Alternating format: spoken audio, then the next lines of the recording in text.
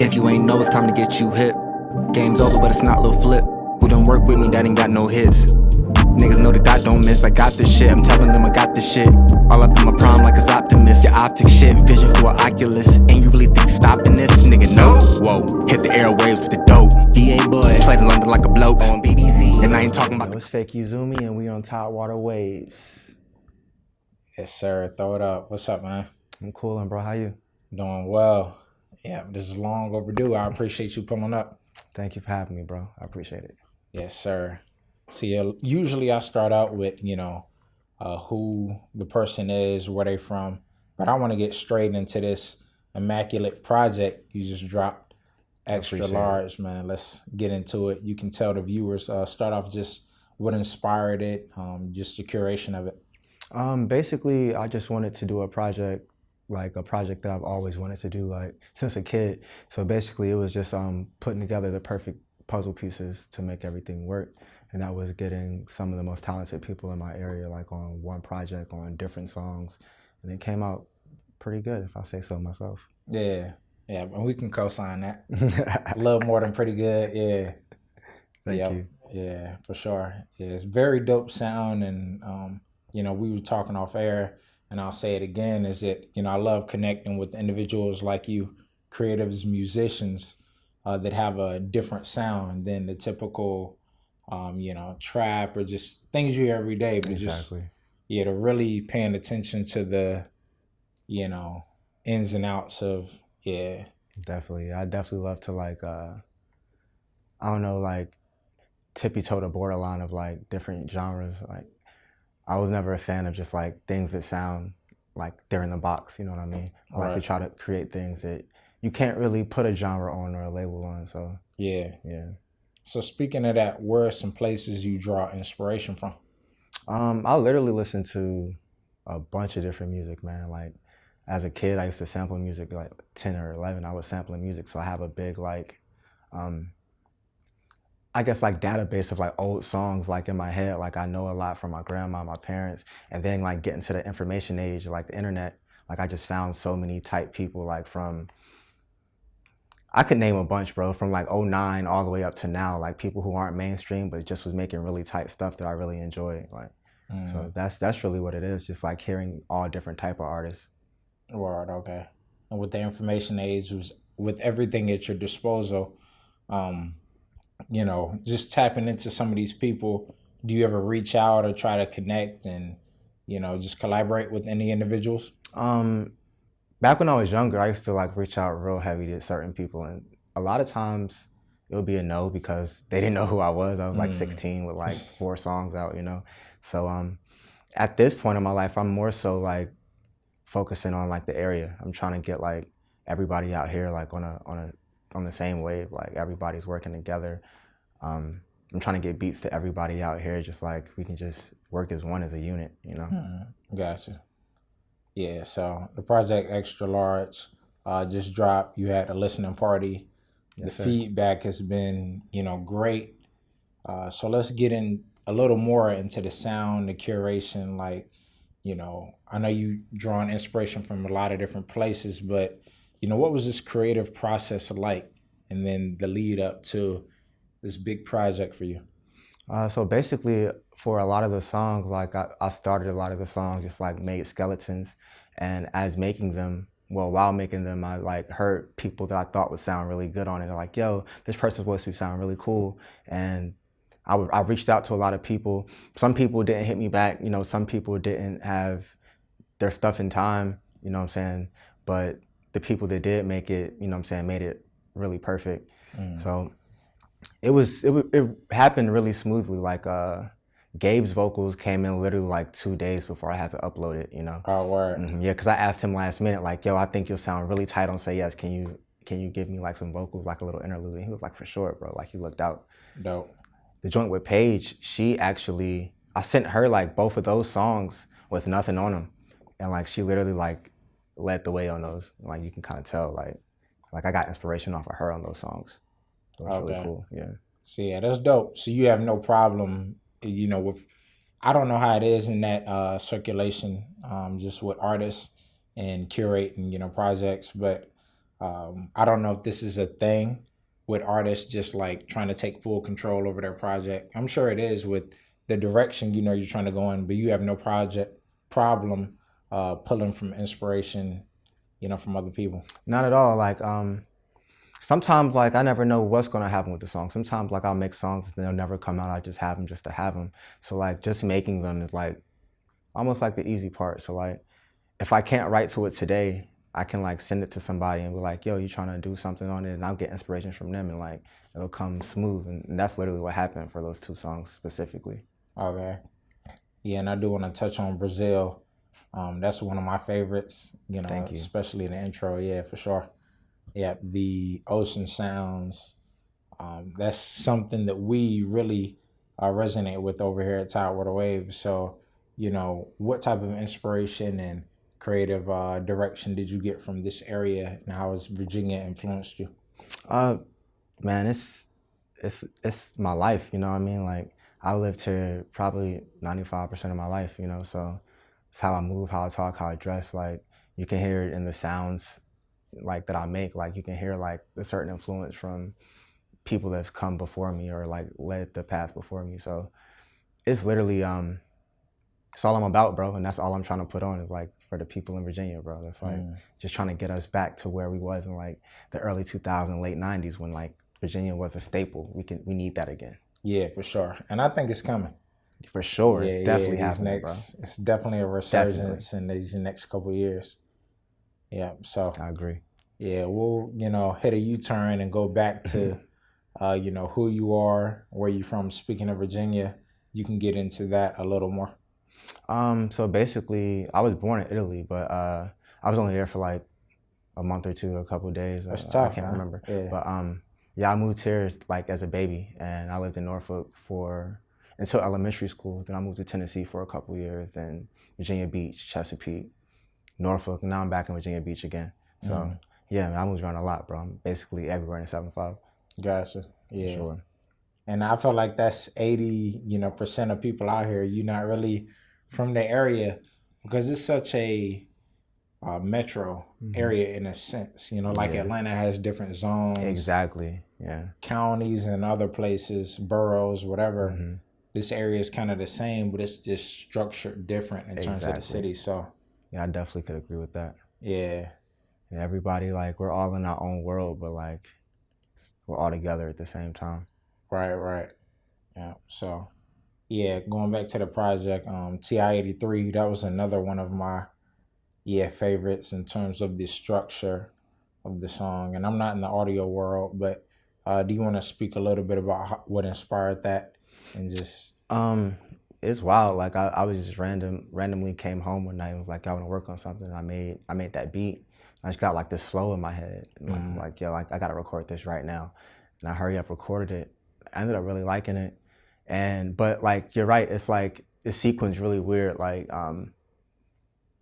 usually like songs are like 16 bars and then like a 8-bar hook. But like this kind of has like a 4-bar hook, and Half Cap Jouf, who like absolutely kills that shit, he comes on next, and like usually the guest verse would be 16 bars too, but he hit like a whole like, I don't know, like a 28, like a 32, I don't know, like he went long as hell, but like it fit perfectly with that song. So I'm really proud of like how that came together.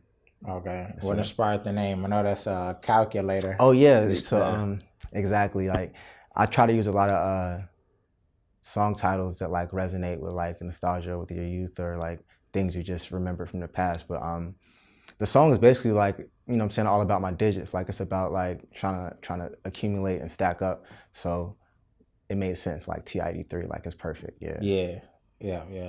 Dope. Okay. Yes, sir. So yeah, you DJ as well. Yes, sir. Yeah. So how'd you get into that?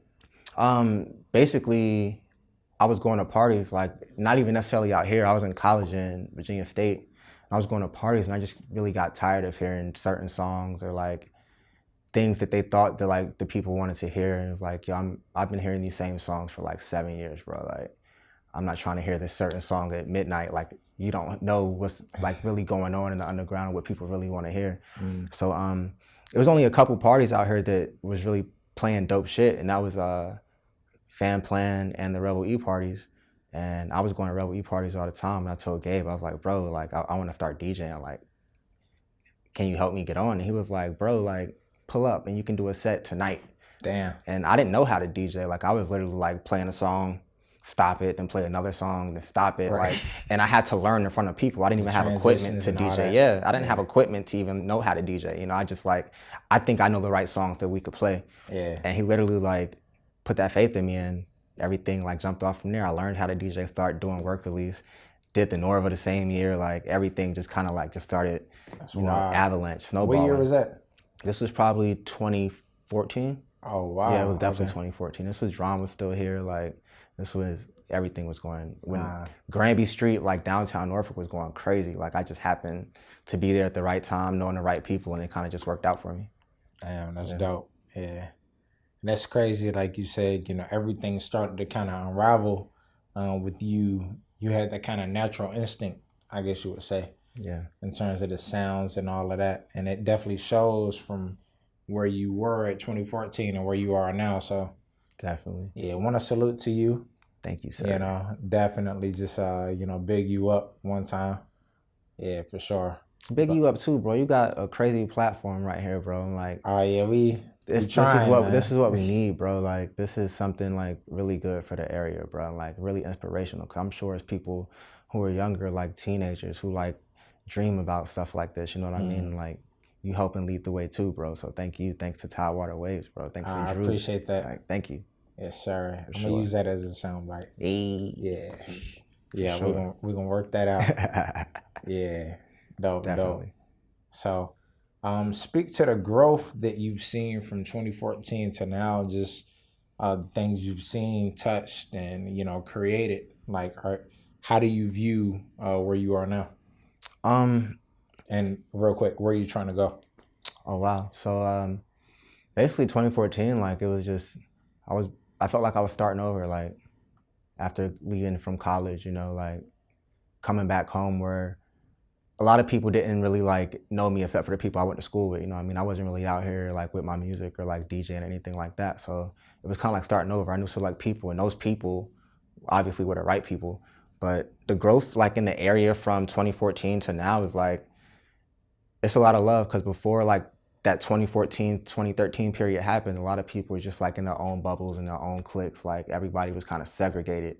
But like when that whole like era of downtown Norfolk and Granby Street happened, like, everybody started clicking up. You see the most random groups of people together partying and having a good time. And I feel like that kind of like translated into the art scene, you know, like, as far as music, people want to work together now more, and they're supporting each other more. As far as like art, as far as like painting and drawing and like your physical visual art, like, people are doing all type of things, bro. Photography, videos, like, everybody's trying to work together. So I think like we're on the right path right now. And if everybody keeps working, like, we'll be like how Atlanta is with each other. You know, they put each other on. And I feel like that's what we're going to be at a certain point. We're working towards that right now. Yeah, definitely. I say about 2022. Definitely, bro. Yeah, it's a couple in years. no time. Yeah. That, you know, time is coming. Because also you see it's a lot of development and just things, if you really paying attention on, you know, just the music side, the creative side, but also the city is moving in that direction as well, or the area, I guess you could say. Especially since like Something in the Water, bro, like, that being like such a big impact for the first year, and nothing like bad happened at all. Like, everything was just positive, great vibes. Like, everybody was in a good mind state. So I think that like inspired the bulk of Virginia. Like, just seeing that, like, seeing somebody from our hometown like put on something that like huge and monumental, like, that definitely helps us go like a lot further than what we might have thought we could have gone. Were you out there at the fest? Definitely. Yeah. Every day. Okay. So yeah, how did you feel about the you know, I know you just kind of spoke on it, but actually being there, experiencing it, and just what do you look forward to next year? It was beautiful, bro. Like, seeing like I said, like, about like downtown Norfolk, like, seeing all these like beautiful different types of people all in one place having a good time.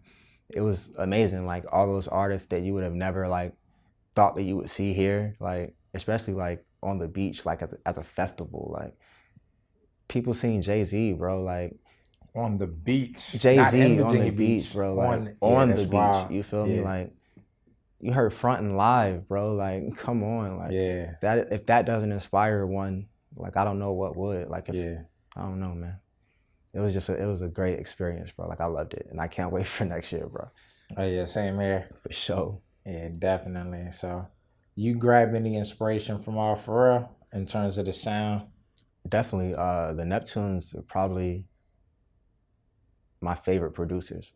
Like since like 13 or 14, when I was putting stuff on SoundClick. Like I don't know if a lot of people know about SoundClick. That was before SoundCloud, but like I was putting stuff up there like, me and Pharrell made this together, check it out. Like, and I was doing my best to like emulate the like Neptune sound. But I got to like a point where I didn't want to like emulate them. Like I wanted to make my own stuff. But like if they hear it, they can tell the influence. But to like anybody else, it's not going to sound like, yo, you're trying to make stuff that sounds like this. It just sounds like Virginia. Like it sounds like our area.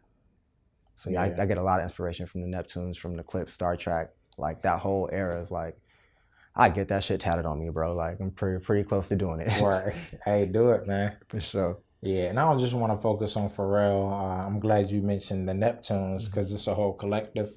Even, you know, Clips, Pusha, Malice, No Malice, Missy, and beyond. Exactly. All of the musical and just legends that come out of Virginia. So, yeah, it's definitely a group effort. Definitely, bro. Yeah, because they all did it together, bro. Like a lot of people don't know about SBI, like Surrounded by Idiots. That was Pharrell, Timbaland's, and Magoo's group, like from high school, you know? Like people were working together from the jump. Like they knew what they wanted and ultimately they got it, you know? So Word. definitely inspired by the home team. Okay. So who are some more of your inspirations? Musical? It could be any, musical or just in general. More so just life, things going around me, like seeing dope shit, like regardless of what it is or what genre or what medium, you know what I'm saying? Like I just like seeing dope shit, and anything that can inspire me or motivate me, I'm all for. Like, that's what it is. Yeah. And that's dope. I could really appreciate that answer because, you know, I've never heard it. You know, usually when I ask that, it's people, you know, people as the answer, but you're saying, man, just everything. Content, yeah. Like, yeah, around you. Exactly. Just this perspective, bro. Like just like going outside and seeing like how the clouds are moving because this hurricane's coming is gonna like inspire me to like make some beautiful yet gloomy type of things when I get home, you know? So just life in general. Yeah. Word, okay. Yeah, that's dope. I also want you to speak to more about the not really musical influence because we touched on that, but you know, with your brand, let's get into the name and just how you brand yourself. What inspired that, taking that kind of entrepreneurial route and just knowing the importance of how you put yourself out there? Oh, so basically, fake UZUMI, like the whole thing wasn't supposed to be fake UZUMI. It was just UZUMI. But I put fake on Twitter because it was people putting like real, their name. And I was like, bro, you're obviously not big enough for somebody to want to make a fake page, you know? So like, I was trying to be funny and put fake UZUMI, but people really like thought it sounded cool together, so I pretty much kept it. But UZUMI is basically like line art, and the way like I draw it, it looks like a person asleep in bed, like it's a pillow, like, but all with the letters. And it was more so like, it was deeper than that. It was more so like, I felt like people were sleeping on me. So putting like the fake in front of UZUMI, it was like, oh, you're fake sleeping on me. Like it just kind of like made sense. And it kind of fit together. And then like the Shaded Zoo aspect is like my vocal like efforts when I'm like actually like performing on music. And that just came from like more so of just like more of a more aggressive vocal version of myself, because fake UZUMI don't really do any talking. Like when I'm DJing, like I'm not the guy on the mic like, hey, put your hands in the air. Like I've never straight been that music. guy. Yeah, I just play like, and it usually is great, you know? So the Shaded Zoo is like, if you're not used to hearing my voice, this is that alter ego. You know? Gotcha. Okay. Again, I can appreciate that art, man. Thank you. I love it. Yeah. Just the subtleties and kind of, I guess you can call them Easter eggs, things that people don't really know about, but it's, you look up, explaining like in an interview. And it's crazy. I've never told anybody that. Like, really? Yeah, you're the first person I told that. Oh, an exclusive. Damn, that's tough. Definitely. Yeah. Dope, dope. Well, I appreciate that shit. For sure. Yeah. So yeah, let's get into more of the things you've done. You have produced Mac Miller, on one of his projects. You can tell the viewers a little bit about how that came about and just what songs. It was basically on the Kids project. It happened when I was a freshman in college, and basically him and his team hit me up because they wanted me to design the Kids mixtape cover initially, and I was like, for sure, like, but I make beats too, and they were like, yo, send them on. And I sent like 5 beats, and he recorded to 4 out of the 5. They were like, bro, we're really fucking with you. And Good Evening and the Spins were like all in that pack, and yeah, they were really fucking with it. So you created the Good Evening. Yeah, I did Good Evening and the Spins, and it was one song with a Maxwell sample that never dropped, and it's a song called Winner that you could probably find on YouTube. But yeah, those are the 3 songs like we have that are out, and that was from the Kids mixtape. And it was a really dope experience, bro, because Mac was like a really great person, bro, because like every time he would come to the area, he hit me up, free backstage, all access. He introduced me to the Cool Kids, Pac Div, a bunch of different people, bro. Casey Veggies, like he put me on. I really fuck with Mac, bro. R.I.P. Yeah, definitely. Rest in peace. Yeah. So I mean, that's just again, like you saying that what you said about, and I know that was just you talking about your name, the fake UZUMI, how you never told that story, but it's a lot of untold stories. Like, and I know some people probably know about that, but people just doing things at a major level that people out here don't really know about. That's just the culture of Virginia. Definitely. Yeah. So have you connected with any other, I guess, celebrities or people with a certain status? Not really. Pretty much after that, I kind of like just started focusing on myself and artists I really like personally know and believed in, and so far I'm just working with people from like VA right now. But I definitely have like those artist friends in different states and like that are really like flourishing right now that I could like do music with or work with. But right now my focus is mainly on VA. Like I'll get to the outside of that later, but right now I'm trying to get this VA brand popping. Yeah, for sure. Yeah. So what else can we expect, speaking of that, getting it rolling, from you, or just different things you're involved in? What you got coming up for the end of the year and 2020? So yes, it's a lot of things in the works right now. We're getting visuals ready for the XTRA-LARGE project, like so we can do videos off of those. I'm working on a lot of folks' projects right now. I'm doing full projects. I'm doing like I got placements on people's projects, and all of that is going to be coming out like super soon, probably before the year's up.